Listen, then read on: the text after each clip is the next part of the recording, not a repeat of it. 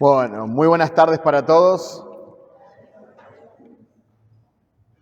Mi nombre es Alex Goulart, soy de Montevideo, Uruguay, pero mi familia y yo vivimos y tenemos el placer de servir en Ciudad del Este, Paraguay.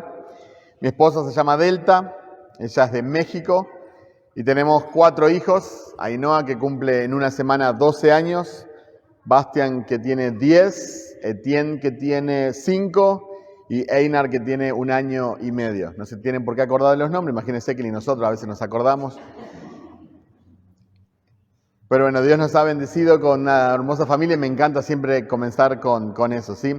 Hace 9 años que servimos en Paraguay, fuimos a este país como misioneros para servir y podemos decir de todo corazón que es nuestro hogar, realmente amamos Paraguay y nuestro ministerio ahí.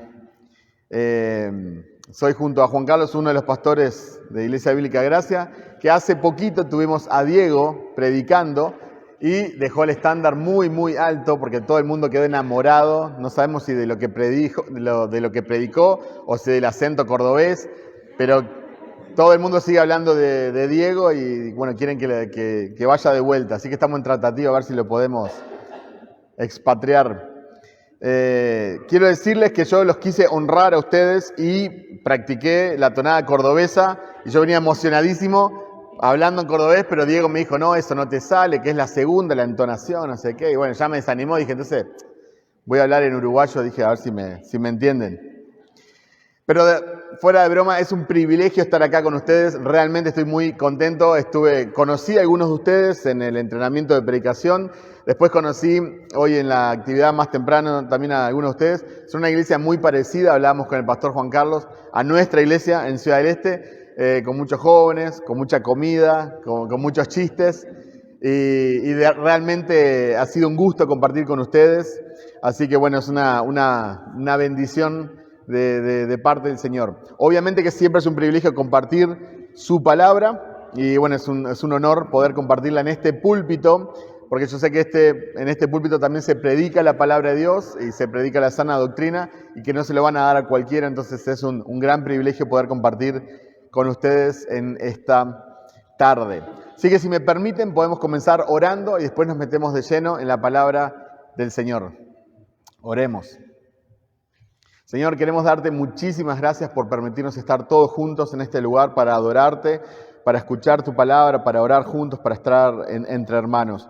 Señor, muchas gracias. Qué bendición que es tener una iglesia local, una familia donde podemos venir juntos a escuchar tu palabra, a exaltar tu nombre. Señor, como oraba Diego, pedimos, Señor, que tu palabra sea clara, que sea exaltada, que nos libres de cualquier mala interpretación y que pueda ser clara en nuestros corazones, que podamos responder a ella. Todos nosotros, Señor, estamos acá por tu gracia y bueno, por tu gracia es que te pedimos que nos ayudes a obedecer tu palabra. Así que dejamos este tiempo en tus manos, en el precioso nombre de nuestro Salvador Jesucristo. Amén.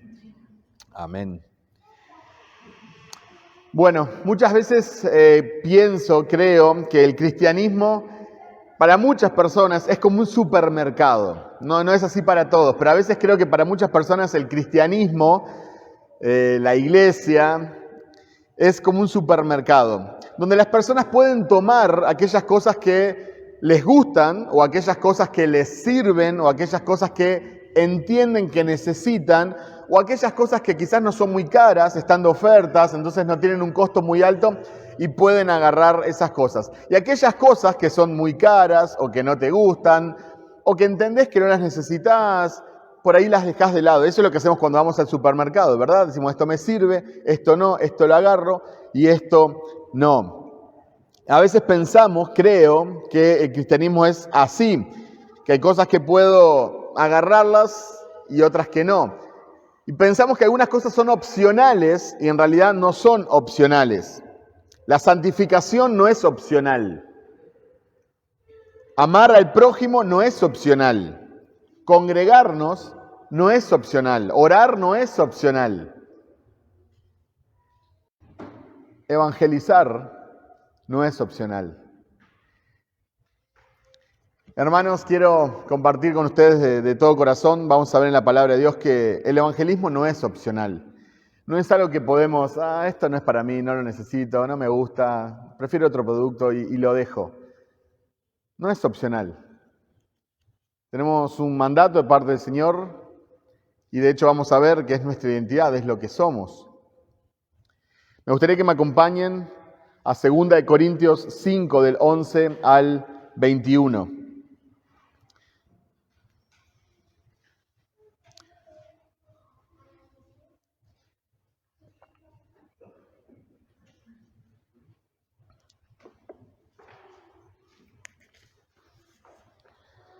Segunda de Corintios 5, 11, 21.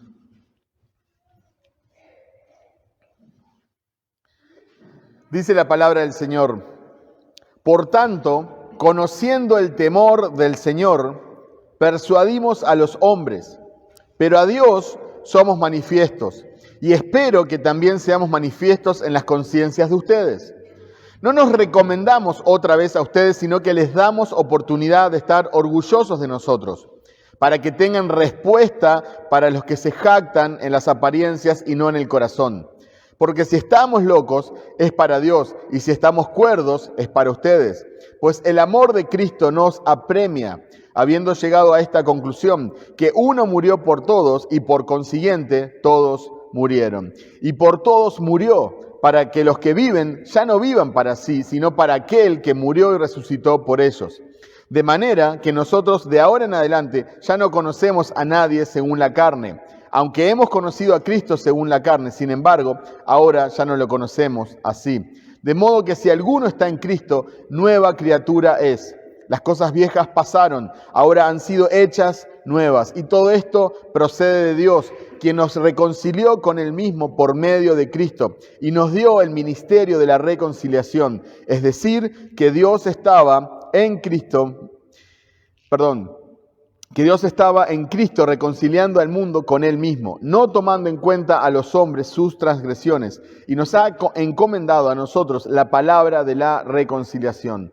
Por tanto, somos embajadores de Cristo, como si Dios rogara por medio de nosotros. En nombre de Cristo les rogamos, reconcíliense con Dios. Al que no conoció pecado, lo hizo pecado por nosotros, para que fuéramos hechos justicia de Dios en Él.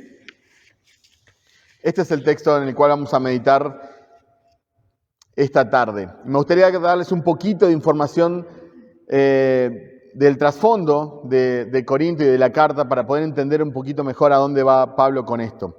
Corinto era una ciudad importante, una ciudad comercial, ubicada en lo que hoy sería Grecia, y Pablo la visitó en su segundo viaje cuando pasó 18 meses ministrando allí. Eso se encuentra en Hechos 18. Luego de un tiempo, Pablo recibe noticias de la llegada de falsos apóstoles o falsos maestros a la congregación. Para poder enseñar este falso evangelio que enseñaban estos falsos apóstoles, comenzaron atacando el carácter de Pablo. Es como si tuvieran que convencer a la gente de que dejaran a Pablo para seguirlos a ellos. Luego de tiempo recibió la noticia de que la mayoría de los corintios se había arrepentido de esta rebelión. Y Pablo sabía que algunas actitudes rebeldes todavía estaban ardiendo y podrían estallar nuevamente. Así que escribe esta carta, que conocemos como 2 de Corintios, con este trasfondo. ¿Cuál es el propósito entonces de la carta? Pablo expresó su alivio y gozo por el arrepentimiento de los corintios. Su principal preocupación era defender su apostolado, eso lo vemos especialmente en los capítulos del 1 al 7, confrontar las enseñanzas de los falsos apóstoles, y esta carta, más que cualquier otra, nos comparte abiertamente su corazón y su mente. Es, como algunos han dicho, lo más cercano que tenemos de una autografía pastoral, espiritual de Pablo. ¿Qué es evangelismo? Es predicar o dar a conocer la doctrina cristiana del Evangelio.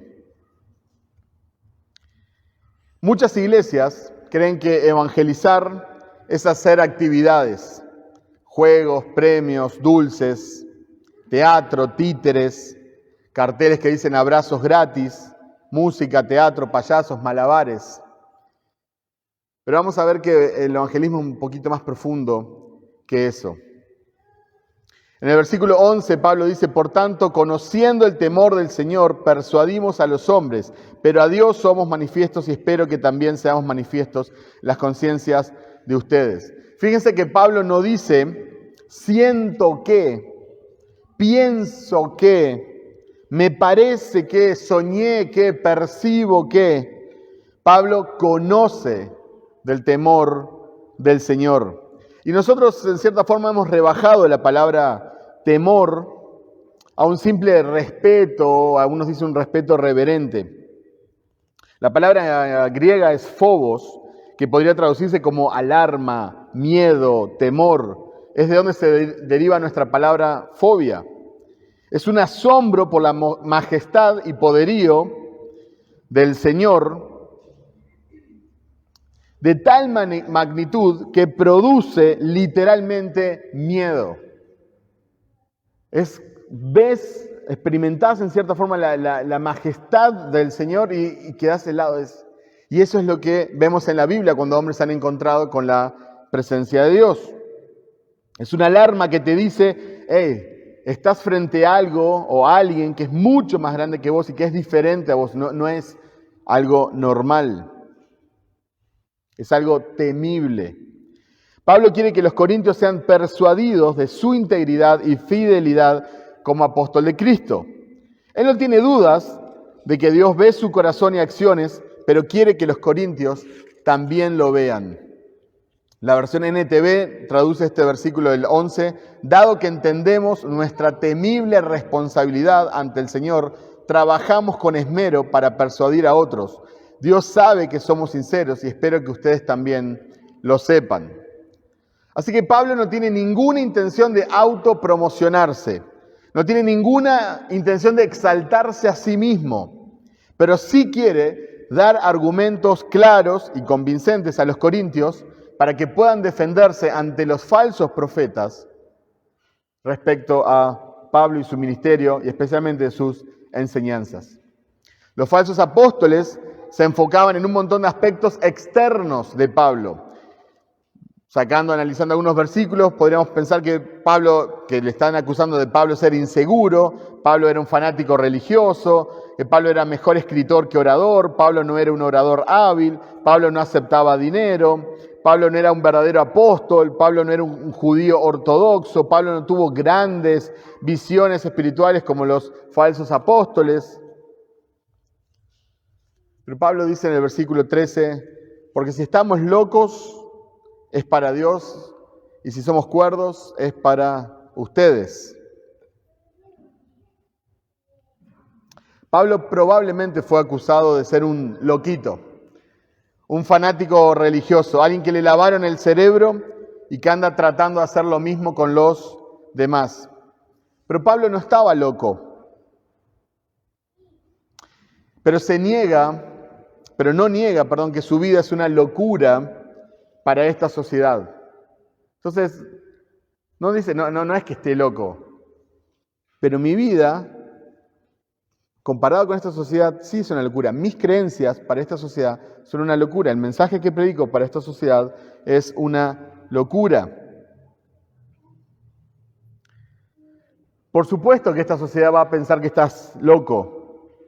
Pablo era un hombre que tenía una devoción profunda a Dios, que ama predicar la cruz y la gracia del Señor, a pesar de que lo metan preso, a pesar de que lo lastimen, a pesar de que lo torturen.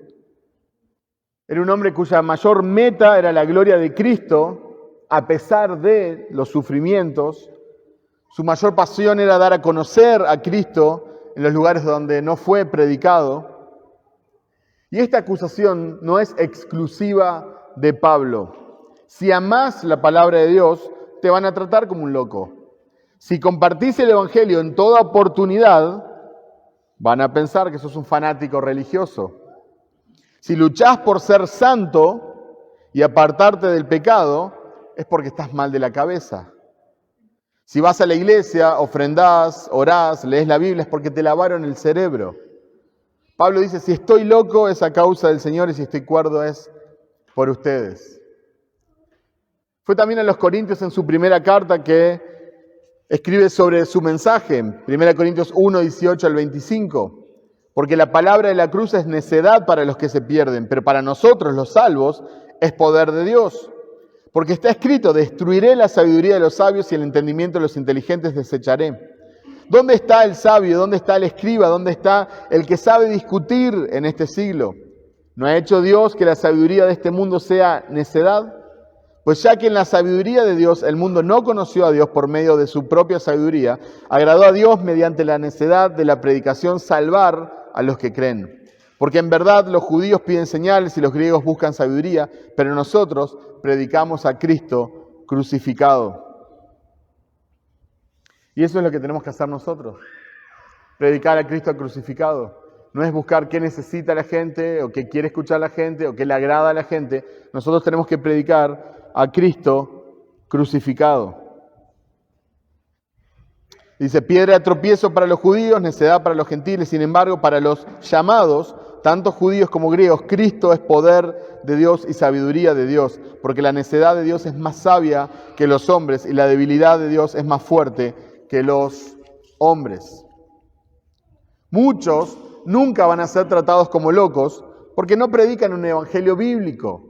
Entonces, al contrario, en lugar de ser tratados como locos o como fanáticos religiosos, van a ser aplaudidos y van a ser seguidos. Y la gente le va a encantar escuchar lo que ellos tienen para decir. Y los van a aplaudir y se van a agradar y se van a reír. Pero es porque no predican el mismo mensaje que predicaba Pablo. El evangelio bíblico es una locura para los que se pierden, es una necedad, es una tontería, es un sinsentido. Pero muchas personas en las iglesias prefieren sentirse bien consigo mismos porque no quieren tener la acusación de la sociedad, no quieren estar mal con la sociedad, no quieren ser tratados de locos, entonces simplemente no predican el evangelio o no lo predican como deberían de predicarlo porque no quieren tener esta oposición que estaba enfrentando Pablo y que podemos enfrentar cualquiera de nosotros. Hay muchos pastores que montan un show cada domingo para entretener a los perdidos. Los perdidos se sienten cómodos en las iglesias evangélicas porque se les predica un evangelio diluido. No se confronta el pecado, no se habla de la justificación por la fe, no se predica todo el consejo de la palabra de Dios. Entonces, a modo personal, quiero animarte a que prediques el evangelio. Pero predicar el evangelio, tengo que avisarte, recordarte que va a traer oposición. Eso es bíblico. Pero vamos a seguir viendo que predicar el evangelio es también una obligación moral. Si seguimos leyendo los versículos 14 al 16, dice, pues el amor de Cristo nos apremia, habiendo llegado a esta conclusión, que uno murió por todos y por consiguiente todos murieron. Y por todos murió para que los que viven ya no vivan para sí, sino para aquel que murió y resucitó por ellos. De manera que nosotros de ahora en adelante ya no conocemos a nadie según la carne, aunque hemos conocido a Cristo según la carne. Sin embargo, ahora ya no lo conocemos así. No predicar el evangelio de Cristo después de haber recibido su amor es algo inmoral. Es una contradicción moral, filosófica, teológica y ponela como quieras. Una persona que recibió el amor de Cristo, que fue salva, que recibió la gracia del Señor, que no comparta con los demás este gran tesoro, es de un egoísmo, es una inmoralidad difícil de expresar. Solo se nos puede ocurrir a nosotros los cristianos eso.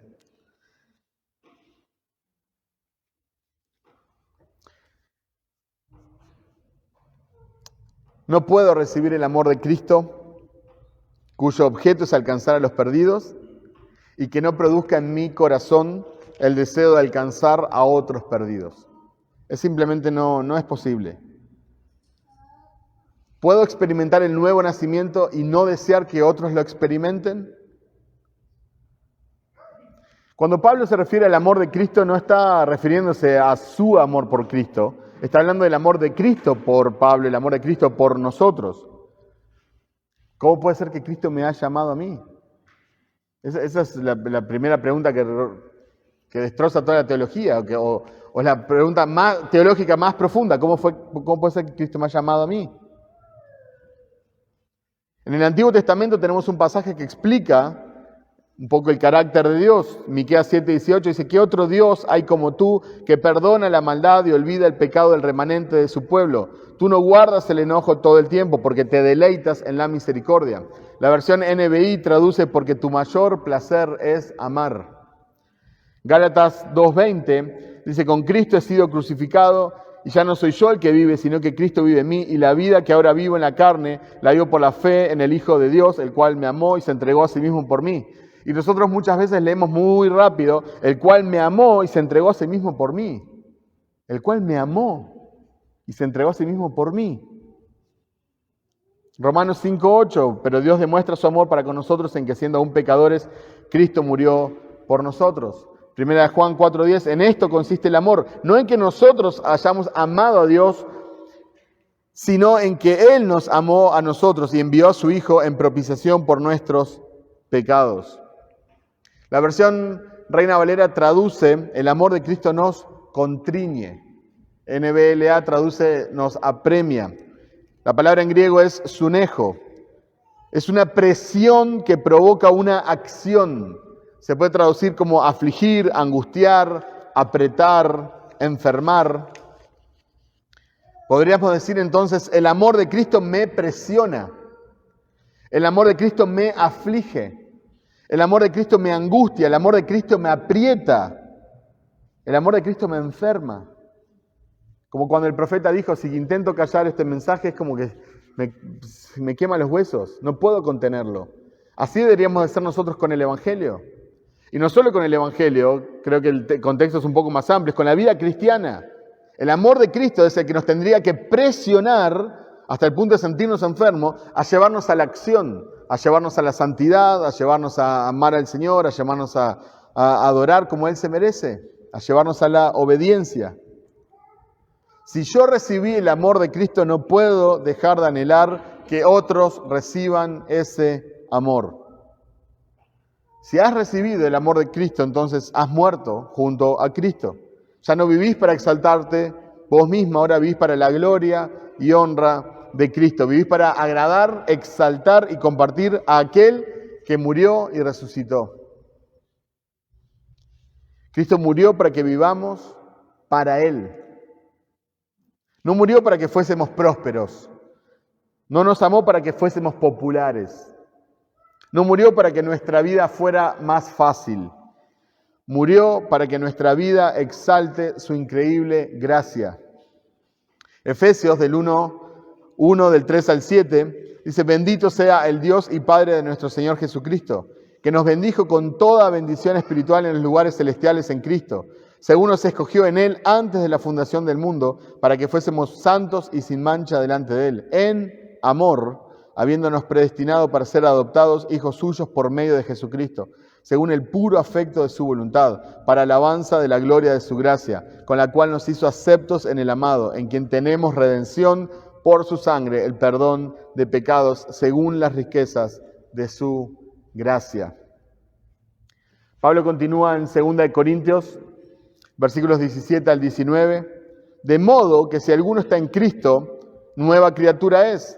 Las cosas viejas pasaron, ahora han sido hechas nuevas. Y todo esto procede de Dios, quien nos reconcilió consigo mismo por medio de Cristo y nos dio el ministerio de la reconciliación. Es decir, que Dios estaba en Cristo reconciliando al mundo con Él mismo, no tomando en cuenta a los hombres sus transgresiones, y nos ha encomendado a nosotros la palabra de la reconciliación.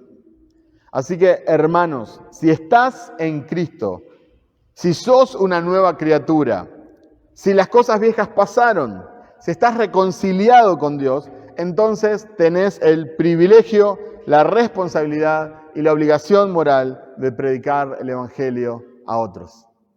El evangelismo no es opcional. Se nos ha dado el ministerio de la reconciliación. Ahora, el día de mañana algunos de ustedes pueden estar en el ministerio pastoral, pueden estar en el ministerio de alabanza, pueden estar en el ministerio de niños, pueden estar en el ministerio de obra, no sé, de ayuda social, pueden estar en el ministerio de limpieza, pueden estar en el ministerio que usted quiera. Yo nunca podría estar en el ministerio de alabanza. No tengo las condiciones, no canto bien, no toco un instrumento. Diría vuestro pastor, soy un discapacitado musical, hasta en eso tengo en común con él.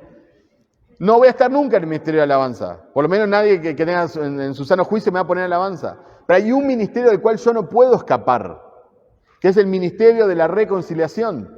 Porque ese ministerio no es dado, y lo vamos a ver un poquito más adelante, no es dado para personas que tienen ciertas condiciones, o no es dado a personas que tienen cierto talento, o no es dado a personas que tienen cierto conocimiento. Es dado a las personas que están en Cristo, que son nuevas criaturas, que las cosas viejas pasaron y que han sido reconciliadas con Cristo. ¿Quiénes? Vos.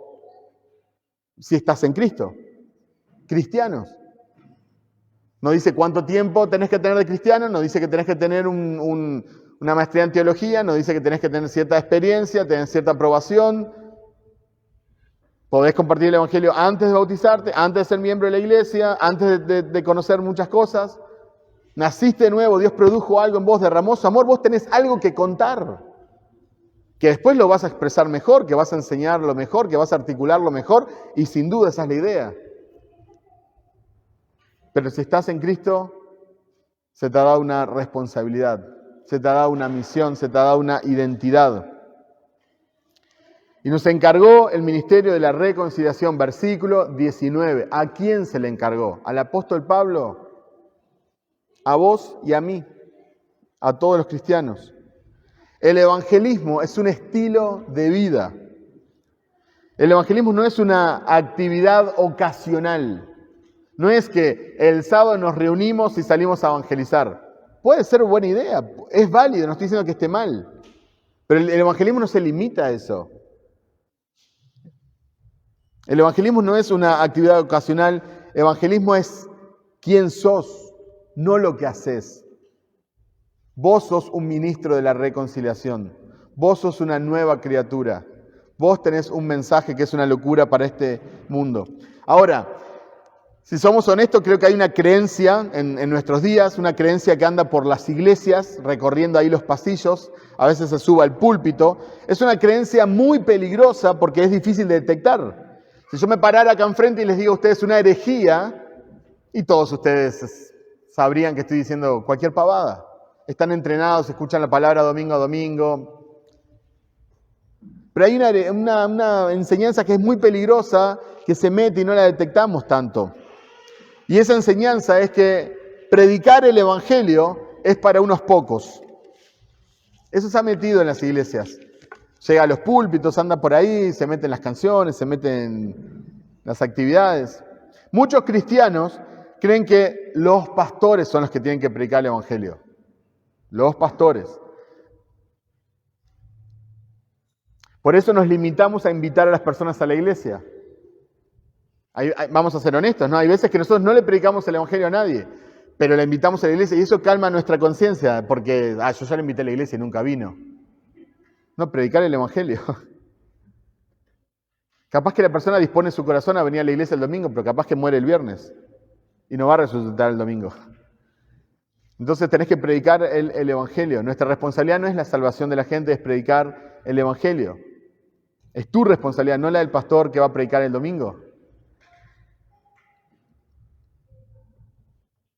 Muchas veces simplemente es como que tenemos una teología rara y pensamos que, como el pastor es más efectivo, el pastor sabe más, o un líder o algo, entonces te presenta, vamos a tomar un café y vos le hablás. Predicar el evangelio. Los que tienen mucho conocimiento bíblico, teológico, tienen que predicar el evangelio. Hermanos, es bueno y natural tener el deseo de crecer en conocimiento. Tuve la bendición de estudiar teología, sigo estudiando, quiero seguir estudiando, me encanta, es bueno seguir estudiando y capacitándose. Pero no es necesario tener un doctorado en teología para compartir el evangelio. Entonces no pongamos excusas. Un niño que acaba de conocer a Cristo, que acaba de profesar fe en Cristo, tiene algo para compartir. Como les digo, no será un evangelio súper articulado, no va a imprimir un libro, no va a publicar un libro con esa declaración del evangelio, pero tiene algo para compartir. Ahora, el otro problema es cuando las personas tienen años y años en la iglesia y no tienen mucho conocimiento. Ese es otro problema. O sea, ¿por qué hace tantos años que estás en la iglesia y no tenés como conocimiento suficiente como para articular el evangelio? Ese es otro problema, es algo que tenemos que analizar. No necesito ser teólogo o sea, un doctor en teología para predicar el evangelio, pero al mismo tiempo, si no tenés nada de conocimiento y hace años que profesás fe en Cristo, hay algo que anda mal. Yo estoy convencido que la mayoría de los hogares de personas cristianas, cuando vienen los mormones, vienen los testigos de Jehová a compartir, no les cerramos la puerta porque estamos muy ocupados, porque nos tienen hasta acá y ya no nos aguantamos. Muchas veces no tenemos respuesta para ellos. Y eso es triste, porque nosotros tenemos la verdad. Y ellos viven una mentira. En mi caso, que vivo en una comunidad musulmana, vivo en una comunidad árabe en Ciudad del Este, a mí me encanta compartir con nuestros vecinos, tenemos muchos amigos, junto a mi familia, y todo el tiempo estamos discutiendo sobre la Trinidad y sobre la palabra de Dios y sobre la deidad de Jesús. Bien, por supuesto que sí, la Trinidad es súper racional, o sea, va más allá de la razón y todo, pero yo tengo que presentar razón de mi fe. Yo tengo que estar listo para presentar batalla, para luchar ardientemente, contender ardientemente por la palabra de Dios contra las falsas enseñanzas. Obviamente uno va creciendo, como en mi caso que vivo en una comunidad específica, bueno, yo puedo estudiar más sobre ellos, puedo estudiar cómo alcanzarlos, pero el evangelio es el evangelio para todos. Le predico el mismo evangelio con ellos que le predicaría a un católico, que le predico a uno que profesa ser evangélico, y es el mismo evangelio. Hay veces que en la iglesia pensamos que los extrovertidos tienen que compartir el evangelio. Este que es tremendo careta, este que es tremendo payaso, ¿verdad? Este que habla por los codos, pero yo no, porque yo soy tímido, a mí no me gusta hablar. Y quizás sí hay personas que tienen más facilidad de palabra que otras. Es así. Pero nosotros no podemos dar excusas, porque la salvación es del Señor. Si la salvación dependiera de mí, y bueno, entonces sí, tendríamos que, poner a los mejores a predicar, ¿verdad? Y cada uno que pasa en la iglesia le ponemos ahí a ver al que Dios dotó, ¿verdad? Pero no es así, no es como la alabanza que los que van a pasar son personas que tienen que tener ciertas condiciones. Todos nosotros tenemos que compartir el evangelio. Puedes compartirlo de diferentes formas, capaz que hay algunos que nunca se van a parar delante de un gran público, pero todos tenemos la responsabilidad de compartir el evangelio. Si no, el ministerio de la reconciliación se le hubiera dado solo a los extrovertidos. Pero no es solo para los extrovertidos, es para todos los que están en Cristo. Y por más milagroso que es el nuevo nacimiento, no convierte a los tímidos en extrovertidos. O sea, no es un requerimiento del evangelio.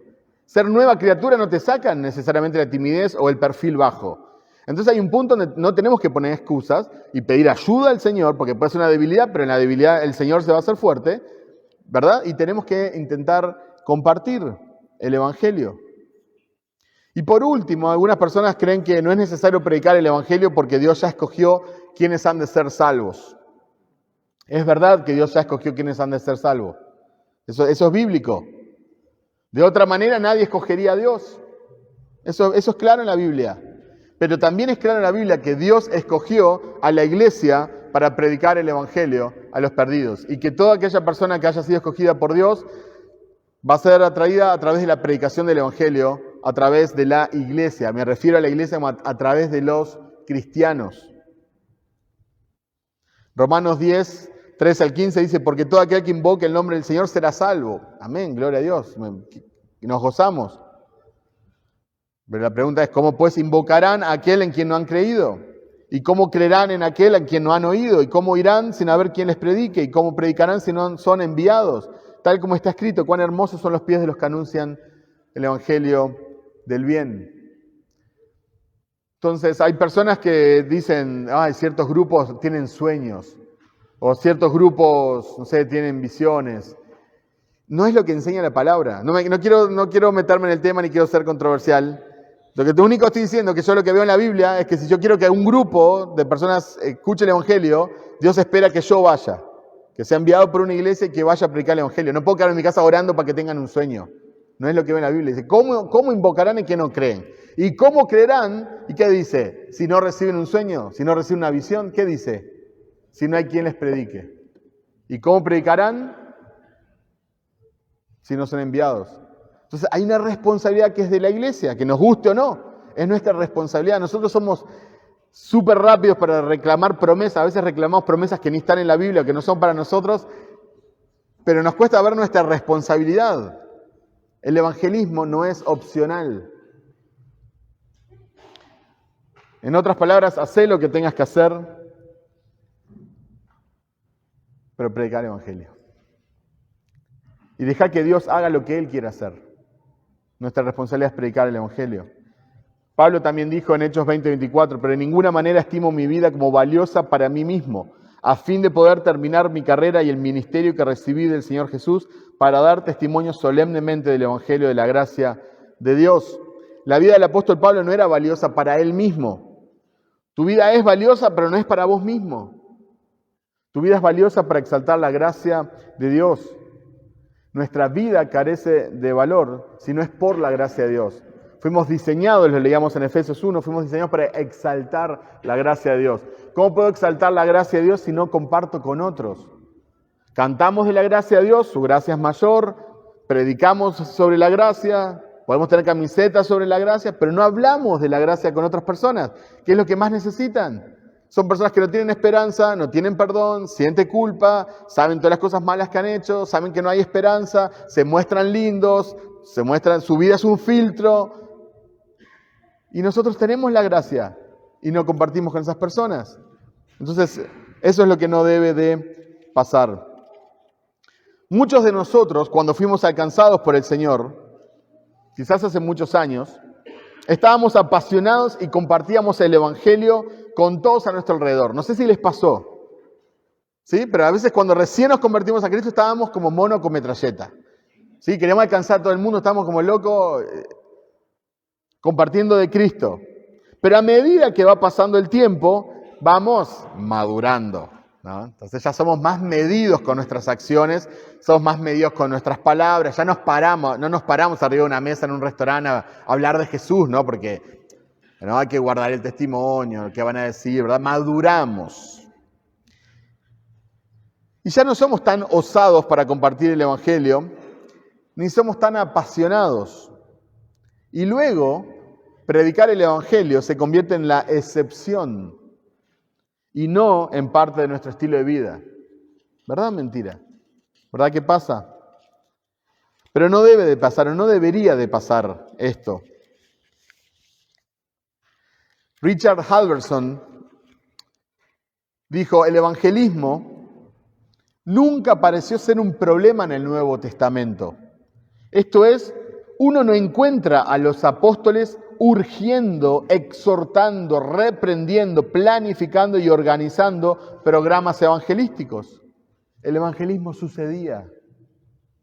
Emanaba naturalmente de la comunidad de creyentes como la luz emana del sol. Era automático, espontáneo, continuo y contagioso. Me encanta esa frase. Me parece que es verdad. Muchas iglesias hablan hoy en día, tenemos que ser una iglesia como la iglesia primitiva, ¿verdad? Tenemos que orar, leer las escrituras. Y bueno, una de las características que tenían era que predicaban el Evangelio. Querer evangelizar es el resultado natural para alguien que fue alcanzado por el Evangelio. Y quiero ser muy honesto, yo no solo quiero animarte a que prediques el Evangelio, yo quiero animarte a que prediques el Evangelio apasionadamente. Predicar el Evangelio desde la apatía y solo apuntando a lo intelectual es un oxímoron. Un oxímoron es cuando se usan dos conceptos que se contradicen entre sí. Una belleza monstruosa, una santidad pecaminosa, el más creyente de los ateos. ¿Sí? Se usa artísticamente dos conceptos que son contradictorios en una frase. Bueno, evangelio y apatía es contradictorio. Evangelio y solo ejercicio intelectual, eso es contradictorio. Evangelio y falta de pasión es contradictorio. Falta de amor, falta de misericordia, esas son contradicciones. A Martin Lloyd Jones un día le preguntaron, me encanta esta frase, ¿qué es la predicación? Y Martin Lloyd Jones contestó, es teología en llamas. Y una teología que no tiene fuego, sostengo, es una teología defectuosa.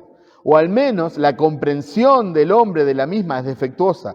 La predicación es teología que viene a través de un hombre que está en llamas. Y la pasión, ¿sí? El fuego, la pasión, no es exclusiva de ciertas denominaciones. Martin Lloyd Jones no era muy popular, de una denominación muy popular, ni muy moderna. Nosotros tenemos que ser personas apasionadas por el Evangelio, tenemos que predicar con pasión, que Dios nos dé esa pasión. Así como nos da pasión a veces por discutir por la sana doctrina, o nos da pasión por hablar, ¿verdad?, de cierto tipo de iglesias ahora, o nos da pasión por la reforma, nos da pasión por la historia, o a veces nos apasionamos por fútbol y por otras cosas, que nos dé pasión por el Evangelio, por compartirlo, pero no solo por compartirlo, sino por cómo lo compartimos. Se nos tiene que acusar de loquitos. No está mal eso, que piense que nos lavaron el cerebro.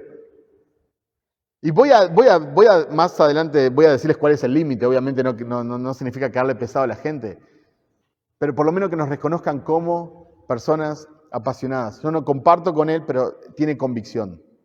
Lo que él cree verdad, eso me quiere compartir. Una amiga musulmana nos dijo a mi esposa y a mí, lo que ustedes creen, ¿sí?, es su verdad, yo no creo. Pero yo amo que me quieran compartir su verdad, porque entiendo que me aman. Miren lo que dijo. Entonces, eso es lo que tenemos que hacer nosotros, ¿no? Tenemos que compartir por amor de Cristo y por amor a las almas. Seguimos en nuestro texto, nos enfocamos ahora en los versículos 20 y 21, 2 Corintios 5, 20 y 21. Dice, por tanto, somos embajadores de Cristo, como si Dios rogara por medio de nosotros, en nombre de Cristo les rogamos, reconcíliense con Dios. Al que no conoció pecado, lo hizo pecado por nosotros, para que fuéramos hechos justicia de Dios en él. Dios ruega a través de sus embajadores. Nosotros rogamos en nombre de Cristo. La palabra ahí es parakaleo, que significa llamar, invitar, implorar, exhortar, rogar, alentar, amonestar, animar, exigir. ¿Cuál es el mensaje al evangelizar? Reconcíliate con Dios. Reconcíliate con Dios, este es el mensaje. Y reconciliate en griego es katalazo, que es restaurar, arreglar las diferencias. Esto implica que la persona confrontada está en enemistad con Dios. Yo le voy a compartir el evangelio a una persona que está enemistada con Dios, que necesita hacer las paces con Dios. No es opcional. O hacer las paces con Dios o te va a ir muy mal. Fue Tozer el que dijo, no somos mandados para hacer diplomacia, sino como profetas. Y nuestro mensaje no es otra cosa que un ultimátum. Esa tiene que ser nuestra actitud cuando nosotros evangelizamos. Esa tiene que ser nuestra convicción. Nosotros tenemos que ir con desesperación y compasión, decirle a las personas, vos estás enemistada con Dios. Y esta es la ventana de misericordia, este es el tiempo hasta que mueras y no sabes cuándo vas a morir. Tenés que arrepentirte, tenés que arreglar cuentas con Dios, tenés que hacer las paces con Dios. Porque si te morís en estas circunstancias, entonces vas a enfrentarte a un castigo eterno, horrible, porque has ofendido a un Dios santo y eterno. En la época, en la antigüedad, los embajadores no eran tan diplomáticos como nosotros hoy en día los tenemos, aunque la palabra griego acá apunta a un oficial.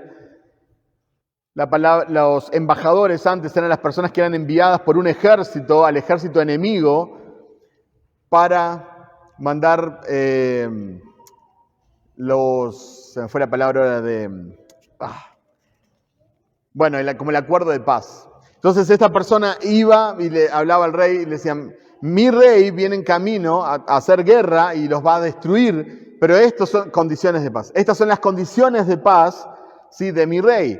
Si aceptás, mi rey entonces va a parar y va a reconciliarse y va a estar todo bien, pero si no, mi rey viene con su ejército y va a destruir y va a hacer guerra.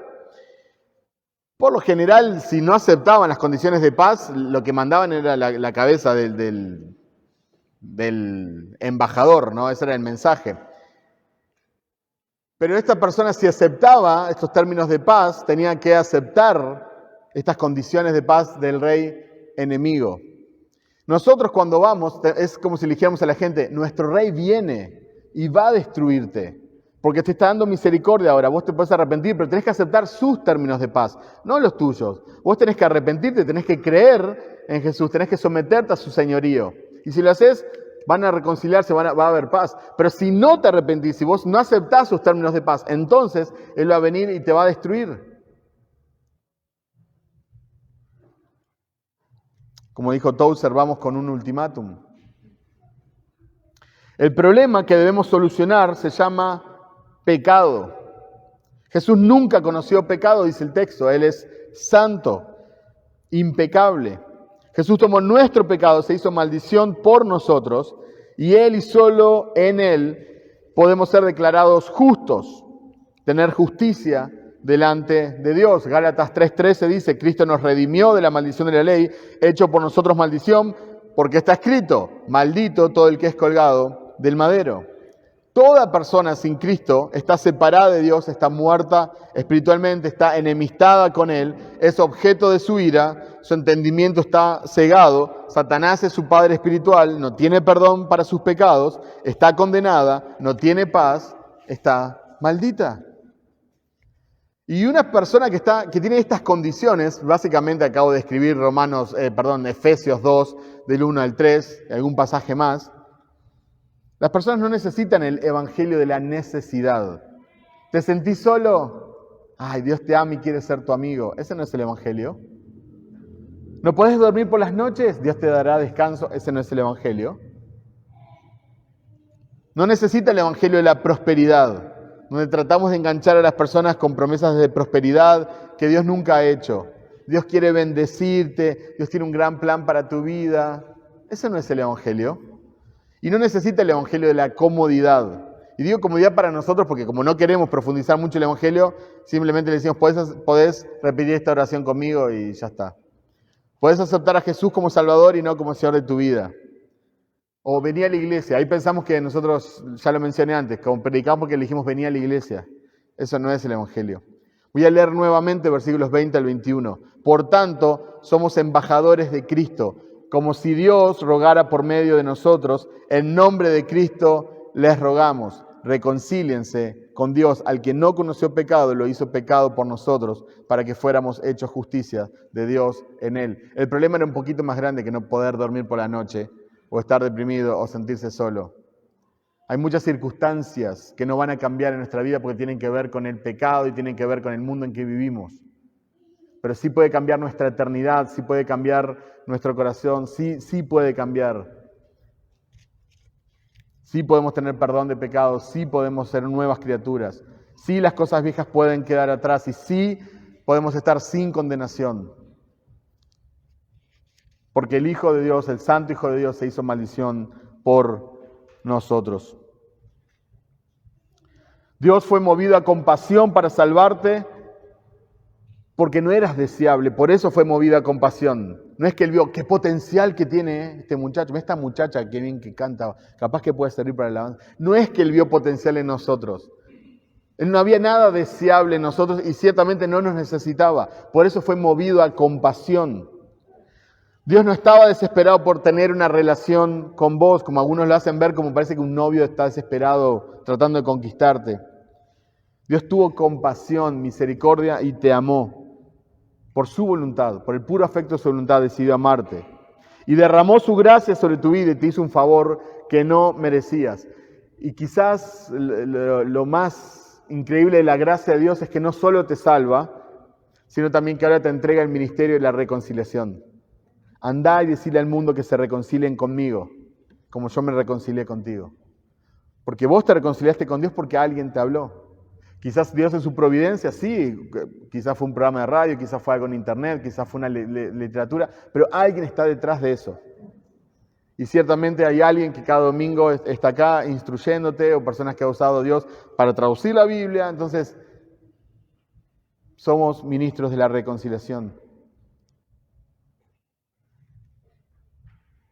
Esto no significa que debo volverme una persona desagradable, bajo ningún concepto.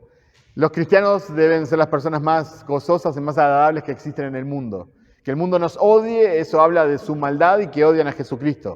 No tenemos por qué darle razones para odiarnos. No significa que tenés que ser monotemático, que solo vas a cada cumpleaños, cada fiesta y solo hablas de Jesús. Hola tío, tanto tiempo. Jesús te ama, Jesús murió por vos. No significa eso. No significa que no puedas mantener una conversación de otro tema, ¿sí?, con la persona. Pero no es posible conocer, o no debería ser posible, conocer a una persona por meses, por años, y nunca compartirle el Evangelio. Eso es lo que no está bien. Hay que aprovechar las oportunidades, porque quizás la próxima oportunidad nunca llegue. Debemos ser sabios, pero al mismo tiempo debemos de ser apasionados.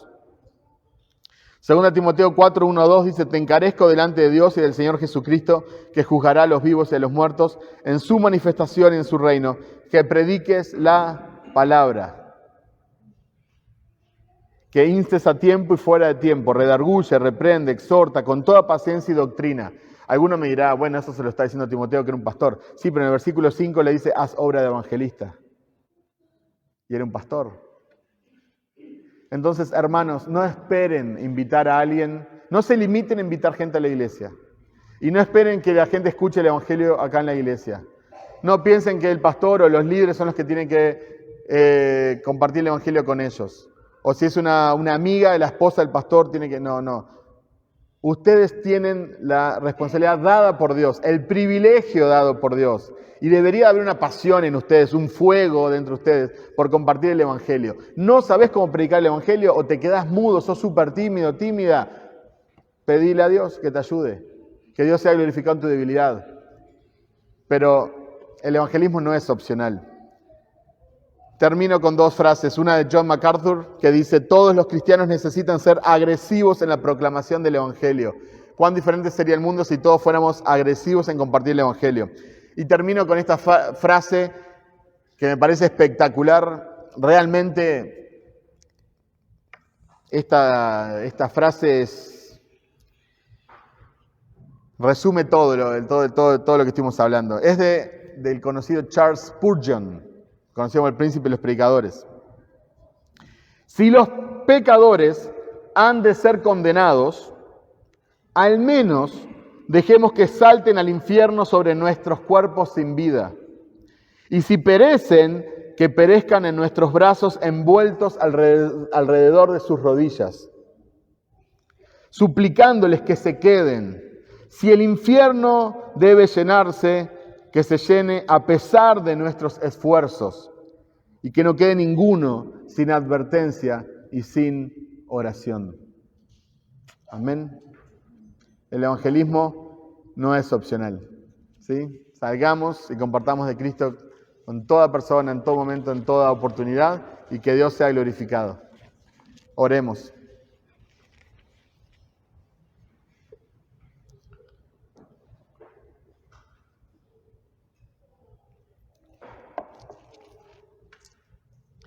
Señor, queremos dar muchísimas gracias por permitirnos, Señor, abrir tu palabra, pronunciar tu nombre, estar acá, cantarte, Señor, qué privilegio.